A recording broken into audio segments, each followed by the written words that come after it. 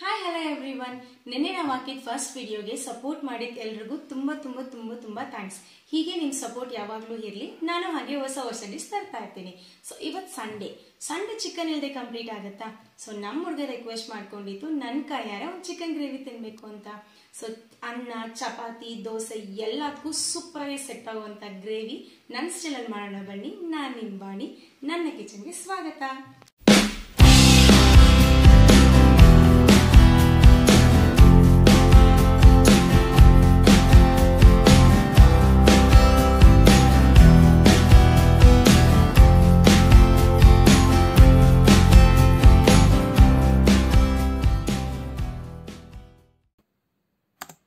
ಇವತ್ತು ನಾನು 1.5 kg ಚಿಕನಿಗೆ ಅರ್ಧ ಕಪ್ಪು ಪುದೀನ, 1 ಕಪ್ಪು ಕೊತ್ತಂಬರಿ ಸೊಪ್ಪು, 1.5 ಸ್ಪೂನ್ ಶುಂಠಿ ಬೆಳ್ಳುಳ್ಳಿ ಪೇಸ್ಟು, 2 ಟೊಮೊಟೊ ಹಚ್ಕೊಂಡಿದ್ದೀನಿ, ದೊಡ್ಡ ಈರುಳ್ಳಿ ಹಚ್ಕೊಂಡಿದ್ದೀನಿ 2, 1 ಟೇಬಲ್ ಸ್ಪೂನ್ ಹಚ್ಕಾರದ ಪುಡಿ, 1 table spoon garam masala, 2 table spoon ಧನಿಯದ ಪುಡಿ, 10 ರಿಂದ 15 ಮೆಣಸಿನಕಾಯಿ, 4 ರಿಂದ 5 ಗೋಡಂಬಿ, ಜೊತೆಗೆ ಏಲಕ್ಕಿ ಕಾಯಿ, ಸೋಂಬು ಮತ್ತೆ ಸ್ಟಾರ್ ಹೂವ, ಚಕ್ಕೆ, ಲವಂಗ ಇಷ್ಟೇ ಬೇಕಾಗಿರೋ ಇಂಗ್ರೀಡಿಯೆಂಟ್ಸು.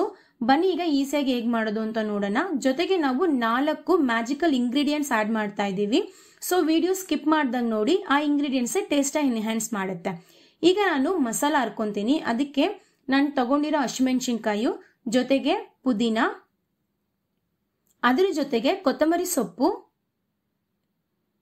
ಅದರ ಜೊತೆಗೆ ಗೋಡಂಬಿ, ಈ 4 ಇಂಗ್ರೀಡಿಯೆಂಟ್ಸ್ ನ ಸೇರಿಸಿ ನಾನು ಫೈನ್ ಪೇಸ್ಟ್ ಮಾಡ್ಕೊಂಡಿದ್ದೀನಿ. ಇದೇ ಕೀ ಮಸಾಲ. ಸೊ ಈ ಮಸಾಲ ಬೇಸ್ ಮಾಡ್ಕೊಂಡೆ ನಾವ್ ಇವಾಗ ಗ್ರೇವಿ ಮಾಡೋದು. ಬನ್ನಿ ಈಗ ಒಂದು ಪಾತ್ರೆ ಇಟ್ಟಿದ್ದೀನಿ. ಆ ಪಾತ್ರೆ ಕಾಯ್ದಿದ ನಂತರ 4 ರಿಂದ 5 ಟೇಬಲ್ ಸ್ಪೂನ್ ಆಯಿಲ್ ಹಾಕೊಂತೀನಿ. ಎಣ್ಣೆ ಚೆನ್ನಾಗಿ ಕಾದಿದ ನಂತರ ಫಸ್ಟ್ ಮ್ಯಾಜಿಕಲ್ ಇಂಗ್ರೀಡಿಯೆಂಟ್ಸು ಸಾಸಿವೆ. ಸೊ ನಾವು ಈಗ ಸಾಸಿವೆ ಹಾಕೊಳ್ಳೋಣ.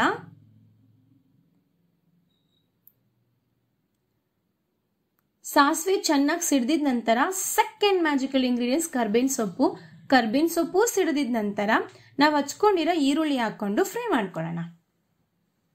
ಎಲ್ಲಾರು ಕೇಳ್ಬೋದು, ಏನಪ್ಪ ಈ ಹುಡುಗಿ ಚಿಕನಿಗೆ ಸಾಸಿವೆ ಮತ್ತೆ ಕರ್ಬೇವಿನ ಸೊಪ್ಪು ಹಾಕ್ತದಲ್ಲ ಅಂತ.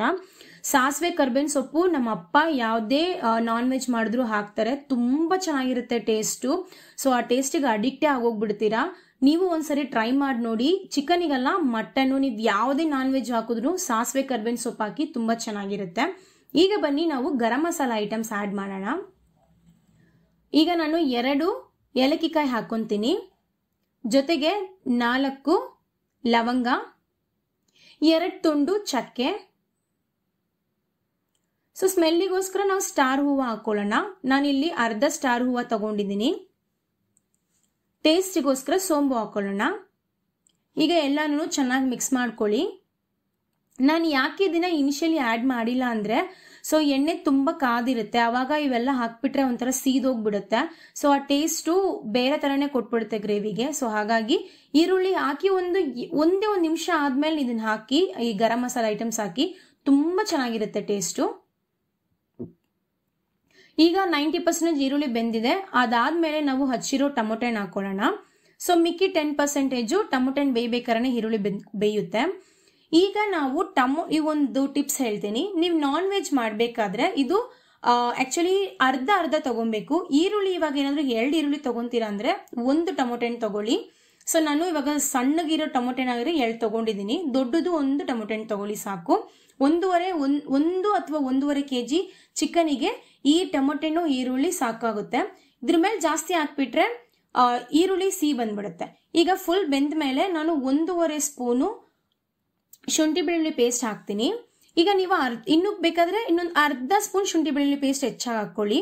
ಸೊ ನಾನು ಇಲ್ಲಿ 1.5 ಸ್ಪೂನ್ ಹಾಕಿದ್ದೀನಿ. ಶುಂಠಿ ಬೆಳ್ಳುಳ್ಳಿ ಪೇಸ್ಟ್ ಹಾಕ್ಬೇಕಾದ್ರೇನೆ ಅರಿಶಿನ ಪುಡಿನೂ ಹಾಕೊಳ್ಳಿ. ಇವೆರಡು ಹಾಕ್ಬೇಕಾದ್ರೆ ಸ್ಟವ್ ಬಂದ್ಬಿಟ್ಟು ಸಿಮ್ಮಲ್ಲಿ ಇಟ್ಬಿಡಿ, ಯಾಕೆಂದ್ರೆ ಶುಂಠಿ ಬೆಳ್ಳುಳ್ಳಿ ಪೇಸ್ಟ್ ಈಸಿಯಾಗಿ ತಳ ಹಿಡಿಯುತ್ತೆ.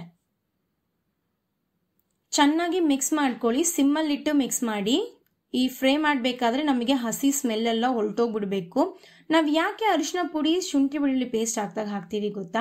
ಸೊ ನಾನ್ ವೆಜ್ಗೆ ಒಂಥರ ಸ್ಮೆಲ್ ಬರುತ್ತೆ. ಸೊ ಆ ಸ್ಮೆಲ್ಲು ಈ ಶುಂಠಿ ಬೆಳ್ಳುಳ್ಳಿ ಪೇಸ್ಟ್ ಜೊತೆಗೆ ಅರಿಶಿನ ಪುಡಿ ಹಾಕಿದಾಗ ಆ ಸ್ಮೆಲ್ ಬರೋದಿಲ್ಲ, ಹೊಲಸು ಸ್ಮೆಲ್ ಬರೋದಿಲ್ಲ. ಸೊ ಅದಕ್ಕೆ ನಾವು ಹಾಕೊಂತೀವಿ. ಚೆನ್ನಾಗಿ ಫ್ರೈ ಆದ ನಂತರ ಶುಂಠಿ ಬೆಳ್ಳುಳ್ಳಿ ಪೇಸ್ಟು ಹಸಿ ಸ್ಮೆಲ್ ಹೊರಟೋಗಿದೆ. ಈಗ ನಮ್ಮ ಮೇನ್ ಹೀರೋ ಎಂಟ್ರಿ 1.5 kg ಚಿಕನ್ನ ಚೆನ್ನಾಗಿ ತೊಳೆದಿಟ್ಟಿದ್ದೀನಿ. ಅದನ್ನ ನಾನಿವಾಗ ಇದಕ್ಕೆ ಹಾಕೊಂತೀನಿ.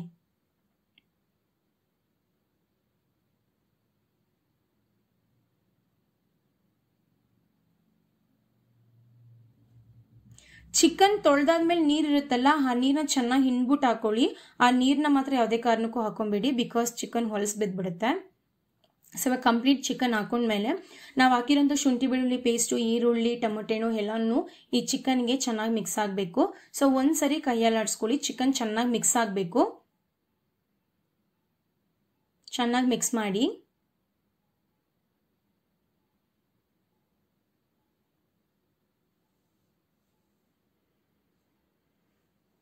ನೋಡಿ, ನಾವು ಹಾಕಿರೋ ಮಸಾಲೆ ಎಲ್ಲ ಚಿಕನ್ಗೆ ಚೆನ್ನಾಗಿ ಮಿಕ್ಸ್ ಆಗಿದೆ. ಸೊ ಈ ತರ ಚೆನ್ನಾಗಿ ಮಿಕ್ಸ್ ಆದ ನಂತರ ನಾವು ಚಿಕನ್ ಬೇಯಕ್ಕೆ ಬೇಕಾಗಿರೋ ಉಪ್ಪು ಹಾಕೊಳ್ಳೋಣ. ಸೊ ನನ್ನ ಸಜೆಷನ್ ಕಲ್ಲುಪ್ಪು ಹಾಕೊಳ್ಳಿ. ನಾನು ಕಲ್ಲುಪ್ಪು ಕಂಫರ್ಟಬಲ್ ಇಲ್ಲ, ಸೊ ಹಾಗಾಗಿ ನಾನು ಪುಡಿ ಉಪ್ಪು ಹಾಕ್ತಾ ಇದ್ದೀನಿ. ಸೊ ಪುಡಿ ಉಪ್ಪು ಹಾಕಿದ ನಂತರ ಫುಲ್ ಆ ಉಪ್ಪು ಚಿಕನ್ಗೆ ಮಿಕ್ಸ್ ಆಗೋ ತರ ಚೆನ್ನಾಗಿ ಮಿಕ್ಸ್ ಮಾಡ್ಕೊಳ್ಳಿ. ಚಿಕನ್ ಕೂಡ ಚೆನ್ನಾಗಿ ಉಪ್ಪು ಜೊತೆಗೆ ಮಿಕ್ಸ್ ಮಾಡೋ ಥರ ಕಲಿಸ್ಕೊಂಬಿಡಿ. ಚೆನ್ನಾಗಿ ಕಲಿಸ್ಕೊಂಡಿದ ನಂತರ ನಾವು ನೆಕ್ಸ್ಟ್ ಮ್ಯಾಜಿಕಲ್ ಇಂಗ್ರೀಡಿಯೆಂಟ್ಸ್ ಆ್ಯಡ್ ಮಾಡೋಣ. ಅದು ಮೊಸರು. ನಾನಿಲ್ಲಿ ಅರ್ಧ ಕಪ್ ಮೊಸರು ತಗೊಂಡಿದ್ದೀನಿ. ಸೊ ನಾವು ಯಾಕೆ ಮೊಸರು ಆ್ಯಡ್ ಮಾಡ್ತೀವಂದ್ರೆ ಚಿಕನ್ ಓವರ್ ಕುಕ್ ಆಗಿಬಿಟ್ರೆ ತುಂಬ ಗಟ್ಟಿ ಆಗಿಬಿಡುತ್ತೆ. ಸೊ ಒಂಥರ ನಾರ್ ಥರ ಬಂದ್ಬಿಡುತ್ತೆ. ಹಾಗಾಗಿ ನಾವು ಮೊಸರು ಹಾಕ್ಕೊಂಡ್ರೆ ನಮಗೆ ಸ್ವಲ್ಪ ಜ್ಯೂಸಿಯಾಗಿ ಸಿಗುತ್ತೆ ಚಿಕನ್ನು. ಅದು ಮಾತ್ರ ಅಲ್ಲದೆ ಮೊಸರಲ್ಲಿರುವಂತಹ ಹುಳಿ ತುಂಬ ಚಿಕನ್ ಟೇಸ್ಟ್ನ ಹಂಗೆ ಎನ್ಹಾನ್ಸ್ ಮಾಡುತ್ತೆ. ಹಾಗಾಗಿ ನಾವಿಲ್ಲಿ ಮೊಸರು ಹಾಕ್ಕೊಂಡಿದ್ದೀವಿ. ಈ ಗ್ರೇವಿಗೆ ಚೆನ್ನಾಗಿ ಮೊಸರು ಮಿಕ್ಸ್ ಆಗೋ ಥರ ಚೆನ್ನಾಗಿ ಕಲಸಿ. ಮೊಸರು ಫುಲ್ ಆಗಿ ಚಿಕನ್ ಜೊತೆ ಕಲಸಿದ ನಂತರ ನಾವು ಬಂದ್ಬಿಟ್ಟು ಲಿಡ್ ಹಾಕಿ ಒಂದು 5 to 6 minutes ಚೆನ್ನಾಗಿ ಕುಕ್ ಮಾಡೋಣ. ಇವಾಗ ನಾವು ಸಿಮ್ಮಲ್ಲಿ ಇಟ್ಟಿರೋಂಥ ಗ್ಯಾಸ್ನ ಹೈ ಫ್ಲೇಮಿಗೆ ಇಟ್ಕೊಳ್ಳಿ.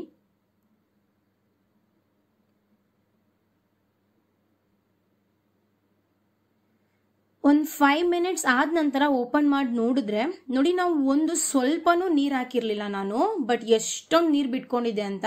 ಇದು ಚಿಕನ್ ಇಂದನೂ ನೀರು ಬಿಟ್ಕೊಳ್ಳುತ್ತೆ, ಮತ್ತೆ ನಾವು ಮೊಸರು ಹಾಕಿದೀವಲ್ಲ ಆ ಮೊಸರು ಸೇರಿಸಿ ನೀರು ಬಿಟ್ಕೊಂಡಿರುತ್ತೆ. ನೋಡಿ ಎಷ್ಟೊಂದ್ ತರ ನೀರಿದೆ. ಸೊ ಈ ನೀರು ಫುಲ್ ಆಗಿ ಹಿಂಗೋ ತರ ನಾವು ಮಾಡ್ಕೊಬೇಕು. ಸೊ ಫುಲ್ ಆಗಿ ಹಿಂಗ್ಲಿಲ್ಲ ಅಂದ್ರೂ ಈ ಗ್ರೇವಿನಲ್ಲಿ ನಾವು ಒಂದು 75% ನೀರ್ನ ಹಿಂಗಿಸ್ತೀವಿ, 25% ಹಂಗೆ ಬಿಡ್ತೀನಿ. ಸೊ ಈ ನೀರಲ್ಲಿ ಈ ಸ್ಟೇಜಲ್ಲಿ ಮಾತ್ರ ಯಾವುದೇ ಮಸಾಲೆನೂ ಹಾಕಬೇಡಿ. ಹಾಕ್ಬಿಟ್ರೆ ಚಿಕನ್ ಫುಲ್ ಆಗಿ ಗ್ರೇವಿನೇ ಫುಲ್ ಆಗಿ ಹೊಲಸ್ ಬಂದ್ಬಿಡುತ್ತೆ. ಸೊ ಈ ನೀರು ಒಂದು 75% ಹಿಂಗೋ ತರ ತಿರ್ಗಾ ನಾವು ಬೇಯಿಸ್ಕೊಬೇಕಾಗುತ್ತೆ.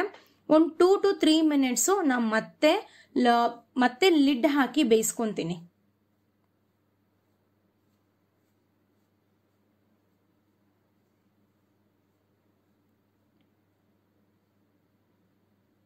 ಒಂದು 2 minutes ನಂತರ ನೋಡಿದ್ರೆ ನೋಡಿ, ಈ ನೀರೆಲ್ಲಾನು ಒಂದು ಸ್ವಲ್ಪ ಬೆಂದು ಅಲ್ಲಿ ಸೈಡ್ ಅಲ್ಲಿ ಎಣ್ಣೆ ಎಲ್ಲ ಬಿಟ್ಕೊಂಡಿದೆ ಅಲ್ವಾ. ಈ ಸ್ಟೇಜ್ ಅಲ್ಲಿ ಚಿಕನ್ ಚೆಕ್ ಮಾಡಿದಾಗ ನಮ್ಗೆ ಒಂದು 90% ಚಿಕನ್ ಬೆಂದಿರುತ್ತೆ. ಸೊ ಈ ಸ್ಟೇಜ್ ಅಲ್ಲಿ ನಾವು ಆ ನೀರ್ ಇದೆಯಲ್ಲ, ಆ ನೀರ್ನ ಕೂಡ ನಾವು ಸೂಪ್ ಆಗಿ ತಗೊಬಹುದು. ಅದ್ರ ಜೊತೆಗೆ ಸ್ವಲ್ಪ ಉಪ್ಪು ಮತ್ತೆ ಪೆಪ್ಪರ್ ಪೌಡರ್ ಹಾಕೊಂಡ್ರೆ ಸೂಪ್ ಆಗಿ ನೀರು ತಗೊಬಹುದು. ಈಗ ನಾವು ಬಂದ್ಬಿಟ್ಟು ಅರ್ಧಕ್ಕಿರೋ ಮಸಾಲ ಹಾಕೊಳ್ಳೋಣ. ಅದ್ರ ಜೊತೆಗೆ ನಾವು ತಗೊಂಡಿರೋ ಅಂತ ಖಾರದ ಪುಡಿ,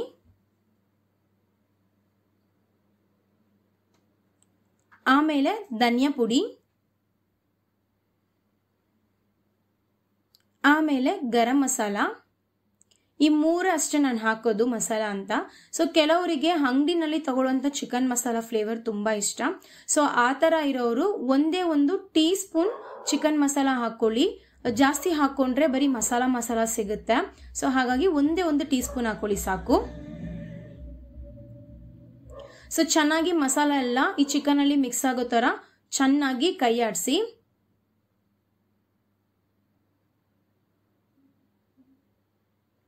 ಚೆನ್ನಾಗಿ ಮಿಕ್ಸ್ ಮಾಡ್ಕೊಳ್ಳಿ. ಈಗ ಈ ಸ್ಟೇಜ್ ಅಲ್ಲಿ ತುಂಬಾ ಹಸಿ ಸ್ಮೆಲ್ ಬರ್ತಾ ಇರುತ್ತೆ. ಸೊ ಬಿಕಾಸ್ ನಾವ್ ಯಾವ್ದನ್ನು ಫ್ರೈ ಮಾಡಿ ಹಾಕಿಲ್ಲ, ಹುರ್ಕೊಂಡು ಹಾಕಿಲ್ಲ, ಹಸಿ ಹಸಿಯಾಗೆ ಹರ್ಕೊಂಡಿದೀವಲ್ವಾ. ಸೊ ಈ ಹಸಿ ಸ್ಮೆಲ್ ಹೋಗೋ ತರ ನಾವು ಕುಕ್ ಮಾಡಬೇಕು. ಸೊ ಆಲ್ರೆಡಿ ಚಿಕನ್ 90% ಕುಕ್ ಆಗಿದೆ, ಇನ್ನು 10% ಕುಕ್ ಆಗಬೇಕು. ಜೊತೆಗೆ ನಾವು ಹಾಕಿರೋ ಅಂತ ಮಸಾಲೆ ಹಸಿ ಸ್ಮೆಲ್ ಹೋಗ್ಬೇಕು. ಸೊ ಈಗ ನಾವು ಒಂದು 2 to 3 minutes ಕುಕ್ ಮಾಡ್ಕೊಂಡ್ರೆ ಸಾಕಾಗುತ್ತೆ.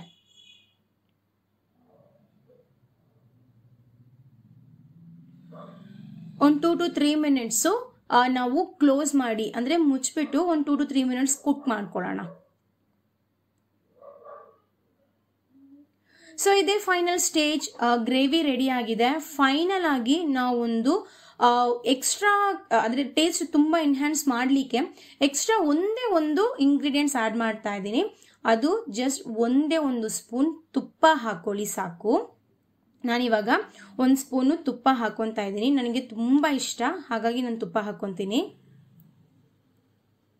ಸೊ ತುಪ್ಪ ಸೇರ್ದೇ ಇರೋರು ಇರ್ತಾರೆ. ಆಕ್ಚುಲಿ ನಮ್ಮ ಮನೆ ಕಡೆ ಎಲ್ಲ ತುಪ್ಪ ಆಲ್ಮೋಸ್ಟ್ ಅಲ್ಲಿ ಯಾರು ತಿನ್ನೋದಿಲ್ಲ. ಸೊ ತುಪ್ಪ ಸೇರ್ದೇ ಇರೋರು ಅಳ್ಳೆಣ್ಣೆ ಇದೆಯಲ್ವಾ, ಎಳ್ಳೆಣ್ಣೆ ಹಾಕೊಬೇಕು, ಇಲ್ಲ ಅಂದ್ರೆ ಕಡಲೆ ಎಣ್ಣೆ. ಸೊ ಕಡಲೆ ಎಣ್ಣೆ 1 ಸ್ಪೂನು, ಇಲ್ಲ ಅಂದ್ರೆ ಎಳ್ಳೆಣ್ಣೆ 1 ಸ್ಪೂನ್ ಹಾಕೊಂಡು ಚೆನ್ನಾಗಿ ತಿರ್ಗಿಸ್ಕೊಳ್ಳಿ.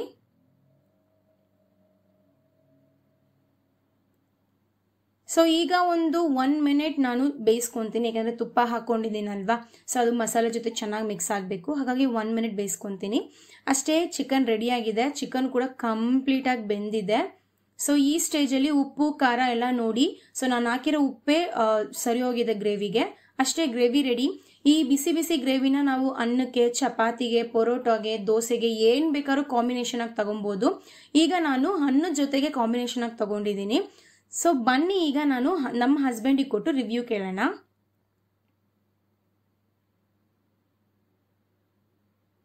ಸೊ ಅವರು ಊಟ ಮಾಡಿ ತುಂಬಾ ಚೆನ್ನಾಗಿದೆ ಅಂದ್ಬಿಟ್ಟ. ಸೊ ನನಗೆ ಫುಲ್ ಹ್ಯಾಪಿ ಆಗೋಯ್ತು, ಬಿಕಾಸ್ ಅವನಿಗೆ ಈ ಗ್ರೇವಿ ಪರ್ಟಿಕ್ಯುಲರ್ ಆಗಿ ತುಂಬಾ ಇಷ್ಟ. ಸೊ ಇದೇ ತರ ನೀವು ಮನೇಲಿ ಮಾಡಿ ನೋಡಿ, ಹೇಗ್ ಬಂದಿದೆ ಅಂತ ಕಮೆಂಟ್ ಮಾಡಿ. ಇಷ್ಟ ಆದ್ರೆ ಲೈಕ್ ಮಾಡಿ, ಹಾಗೆ ಶೇರ್ ಮಾಡಿ. ಸೊ ನಿಮ್ಮ ಫ್ಯಾಮಿಲಿ ಮೆಂಬರ್ನ ಇಂಪ್ರೆಸ್ ಮಾಡ್ಲಿಕ್ಕೆ ನನ್ನ ಚಾನಲ್ಗೆ ಸಬ್ಸ್ಕ್ರೈಬ್ ಮಾಡ್ಕೊಳ್ಳಿ. ಬಾಯ್ ಬಾಯ್, ಟೇಕ್ ಕೇರ್.